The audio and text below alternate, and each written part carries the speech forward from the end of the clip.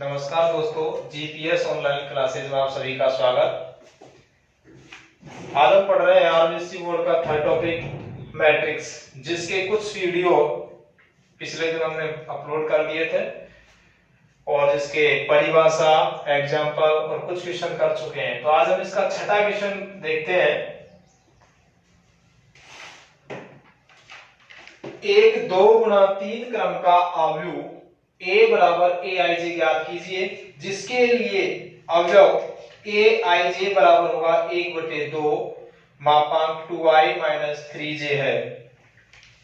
यानी यहां पर भी मुझे पांचवें क्वेश्चन की तरह एक अवयव ज्ञात करना है, जिसका क्रम है मेरे पास 2x3। यहां मैं i का क्रम लिख देता हूं, यानी पहले पंक्तियों की संख्या कितनी है? 2, 1 2। j का क्रम कितना होगा? 1 2 और 3। चूंकि स्तंभों की संख्या कितनी है मेरे पास? 3 है। इसका क्रम दे रखा है मुझे aij का 1/2 मापांक 2i माइनस 3j मापांक। मापांक का तात्पर्य शायद आप सभी को पता होगा, फिर भी बता देता हूं। मापांक करता है जिसके अंदर जो भी संक्रियाएं हैं उनको कैलकुलेट करने के बाद यदि राशि ऋणात्मक आती है तो उसको हम धनात्मक लिखेंगे, धनात्मक आएगी तो भी उसे हम धनात्मक रखेंगे। कहने का उद्देश्य ये हुआ कि उस राशि का मापतोल करके प्लस में कन्वर्ट कर देते हैं, धनात्मक में। तो इसका कच्चा अवयव तैयार करेंगे। पंक्तियों की संख्या केवल 2 और स्तंभों की संख्या 3। a11 a12 a13 a21 a22 a23 2x3 क्रम का क्या हो गया? अवयव हो गया। अब एक एक का मान ज्ञात करते जाएंगे और दूसरे अवयव में इनके मान को हम रखते जाएंगे। पहले ज्ञात करेंगे a11 का 1/2 2 × 1 माइनस 3 × 1। अच्छा, इसको हल करते हैं। 2 एकम 2 3 एकम 3, 3 में से 2 लेस कर दो, माइनस का 1 बचेगा, लेकिन मेरे पास क्या है? मापांक। तो इसका मान क्या आएगा? 1/2। क्यों? क्योंकि हम यदि 1 को इससे गुणा कराएंगे तो इसकी राशि 1/2 ही प्राप्त होती है। दूसरा अवयव है a12, पंक्तियों की संख्या 1 और स्तंभों की संख्या 2। 1/2 2 × 1 माइनस 3 × 2 1/2। चलो इसको हल कर देते हैं सीधे। 2 एकम 2 और 3 दूनी 6, 6 में से 2 लेस कर दो, माइनस के 4 बचेंगे, लेकिन बाहर मेरे पास मापांक है तो मापांक की वजह से -4 किस में कन्वर्ट हो जाएगा? प्लस में। 1/2 × 4 और इसका मान आया 2। इसी प्रकार a13 का मान ज्ञात करेंगे 1/2 2 × 1 माइनस 3 × 3। स्तंभों की संख्या वर्तमान में कितनी हो चुकी है? 3। 2 एकम 2 और 3 तिया 9, 9 में से 2 लेस कर दो, क्या रहे? माइनस के 7, लेकिन मापांक के कारण इसका मान धनात्मक हो चुका है और इसकी वैल्यू आई है 7/2। अब याद करते हैं हम a21 का, पंक्तियों की संख्या 2 और स्तंभों की संख्या 1। 1/2 2 × 2 माइनस 3 × 1, 2 दूनी 4, 4 में से 3 लेस कर दो 1 और इसका मान आया 1/2। अब ज्ञात करेंगे a22 1/2 2 × 2 माइनस 3 × 2। भाई पंक्तियों की संख्या भी 2 है और स्तंभों की संख्या भी 2 है। 2 दूनी 4 और 3 दूनी 6, 6 में से 4 लेस कर देंगे तो माइनस के हमारे पास 2 बचेंगे, लेकिन मापांक के कारण प्लस में हो जाएगा। इसका मान आया 1। क्यों? 2 से 2 को काट देते हैं। a23 1/2 2 इंटू 2 माइनस 3 इंटू 3, 3 तिया 9, 2 दूनी 4। इसको फाइनल हल कर देते हैं। माइनस के 9 है, प्लस की 4 है, लेकिन बाहर से मापांक है तो इसलिए मेरे पास बचेंगे यहाँ 5, और इसकी वैल्यू है 5/2। अब हम लास्ट में लिख देते हैं इसका अवयव। इसका मान आया था 1/2, इसका मान 2, इसका मान 7/2। अच्छा, इसका मान आया है 1/2, 1 और 5/2। क्रम लिख देंगे 2 इंटू 3। ये इसका छठा क्वेश्चन होता है। नेक्स्ट क्वेश्चन है इसका सातवां। यदि a plus B 2 7 ab minus 3 4 बराबर 6 2 7 8 माइनस 3 4 हो तो a व b के मान ज्ञात कीजिए। पिछले क्वेश्चन की तरह इसमें भी दोनों समान अवयव है, इसलिए इनके संगत अवयव भी हम क्या कर देंगे, समान। देखो मैं क्वेश्चन लिख देता हूं एक बार। a plus B 2 7 ab minus 3 4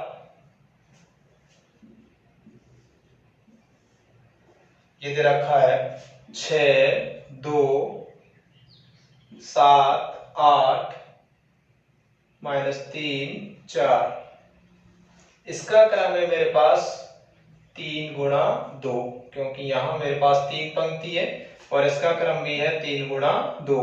मुझे यह मान ज्ञात करना है a व b का। बीच में बराबर का चिन्ह आ गया, तो हम जानते हैं कि यह समान अवयव है। तो समान अवयव के लिए क्या जरूरी है, उनके संगत अवयव समान होना जरूरी है। लिख देता हूं मैं, समान अवयव के लिए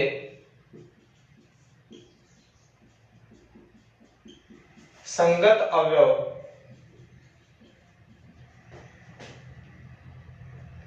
भी समान होना जरूरी है।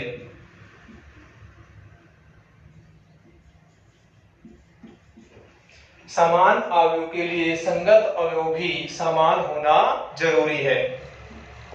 तो हम यहां देख रहे हैं, इसको चाहे ए से दर्शा दो, इसको बी से।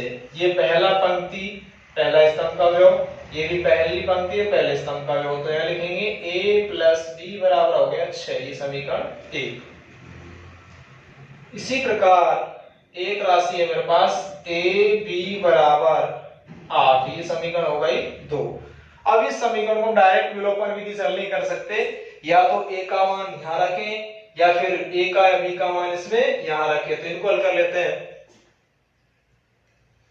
a बराबर मैं लिख देता हूं 6 माइनस b, ठीक है, ये समीकरण 3 हो गई। यहां लिख देता हूं साइड में। समीकरण 3 से 2 में a का मान रखने पर, रखो इसका मान 6 माइनस b बराबर 8, और साथ में गुणा क्या है, b है, क्योंकि मैंने किसका मान रखा है, a का। गणना कर लो इसकी। 6b माइनस बी स्क्वायर बराबर 8। याद रखना ये जो स्क्वायर वाले पद इनको उठा के इधर लेके जाते हैं। b स्क्वायर माइनस 6b और प्लस का 8 बराबर हो गया 0, यानी द्विघात समीकरण बन गई है। इसके टुकड़े करेंगे, गुणा करने पर तो 8 आना चाहिए और जोड़ने घटाने पर माइनस के 6। तो इसको मैं यहां लिख देता हूं b square minus 4b minus का 2b। दोनों को जोड़ोगे कितने आ गए, 6b, और 4b 2b को गुणा करेंगे तो प्लस के 8b स्क्वायर, क्योंकि इन दोनों को गुणा करेंगे तो 8b स्क्वायर मिलता है बराबर 0। इनमें से b को कॉमन निकाल दो, यहां से -2 कॉमन निकालोगे क्योंकि 2 का भाग चला जाएगा, b -4, इनमें से एक राशि रख देंगे। यानी कहने का तात्पर्य हुआ b का मान, एक बार तो b -2 है, इसको 0 के बराबर करेंगे तो क्या आएगा 2, एक बार इसको बराबर करेंगे तो इसका मान आएगा 4। b का मान 2 निकल के आता है, 2 और 4। b का मान समीकरण 1 में रख देंगे तो a का मान निकलेगा, b का मान समीकरण 1 में रखने पर रखो तो a + 2, b बराबर 2 रख रहा हूं मैं, बराबर 6। तो a का मान निकल के आया मेरे पास 6 - 2 यानी 4। इसी प्रकार b का मान 4 रख देता हूं तो आएगा a + 4 बराबर 6, तो a का मान आया 2। ये आपके पास a के और b के मान निकल के आते हैं। नेक्स्ट क्वेश्चन है इसका 7वां। यदि 2x + 3x + y - x + z 3y - 2p बराबर 4 5 - 4 - 3 हो तो x y z और p के मान ज्ञात कीजिए। ये भी एक समान आव्यूह है, तो इसकी डेफिनेशन तो ये है कि इसको रहने दो।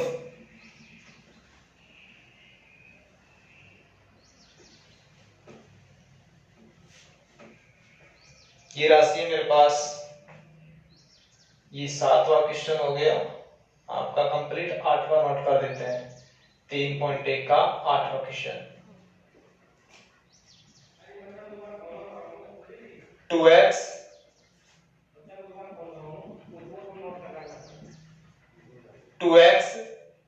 3x + y - x + y, sorry z है, 3y - 2p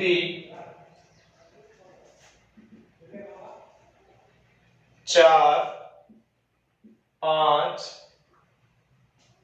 -4 - 3। इसका क्रम है 2 × 2 और इसका क्रम भी है 2 × 2। इसको मिटा देते हैं, थोड़ा ऊपर लिख देंगे। मुझे यहां मान ज्ञात करना है x y z और p का।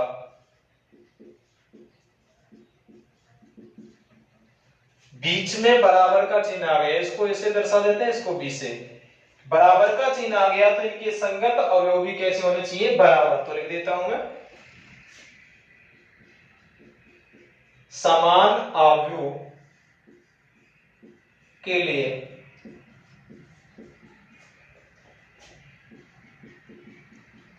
संगत अवयव भी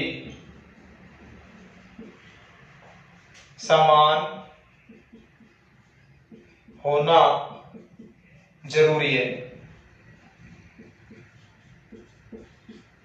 समान अवयव के लिए संगत अवयव भी समान होना जरूरी है। तो ये पहली पंक्ति और पहला स्तंभ हो गया, इसका पहली पंक्ति और ये पहला स्तंभ हो गया। तो 2x बराबर होगा किसकी, 4 के, और x बराबर आया 4/2 यानी 2, x का मान आ चुका। इसी प्रकार 3x + y बराबर होगा किसके, 5 के। इसका नाम समीकरण 1 रख लो, 3x + y बराबर होगा 5, ये समीकरण 2 रख दो। x का मान मुझे पहले से ज्ञात है, कितना ज्ञात कर लिया हमने, 2। x का मान ये रख देंगे तो किसका मान मिल जाएगा हमें, y का। 3 × 2 + y बराबर 5, y बराबर आया 5 - 6 और इसका मान है -1, y का मान आ चुका है। उसके बाद हम ज्ञात करते हैं -x + z बराबर होगा किसके, -4 के, -4। x का मान क्या है मेरे पास, -2, सॉरी 2 था लेकिन माइनस ऑलरेडी x पे लगा हुआ है, वहां से रख दिया मान, + z बराबर -4। ये 2 को उठा के इधर लेके जाते हैं तो ये राशि निकल के आएगी -4 और ये प्लस का हो जाएगा। कितना बचा था, z का मान -2, z का मान मिल गया। लास्ट में मुझे ज्ञात करना था एक p का मान, तो p के मान के लिए देखो 3y - 2p का मान बराबर होगा -3 के। 3y - 2p का मान होगा -3 के बराबर। y का मान कितना मिल चुका है मुझे, -1। देख लो इधर रख दिया है मान इसका। 3 × -1 -2p बराबर -3। -3 को उठा के इधर लेके जाओगे, यहाँ लिख देता हूं शेष को, -3 प्लस का 3 और p का मान आया 0/2, इसका मान 0 आएगा। तो आप x का मान बताओ 2, y का मान -1, z का मान -2 और p का मान आया था 0। ये आपका 8वां क्वेश्चन होता है। लास्ट क्वेश्चन है इसका 9वां, a, b व c के किन मानों के लिए अवयव a तथा b समान अवयव है, जहां a बराबर दे रखा है और b बराबर दे रखा है। यहां हमें a b c का मान ज्ञात करना है समान अवयव के लिए। ये 3.1 का 9वां क्वेश्चन है। a बराबर मुझे दिया हुआ है a -2 3 2c और इसका मान है 12c, b + 2 और इसका मान है bc। b का मान दे रखा है b c 6, इसका मान है 6b a 3b। a b c के किन मानों के लिए,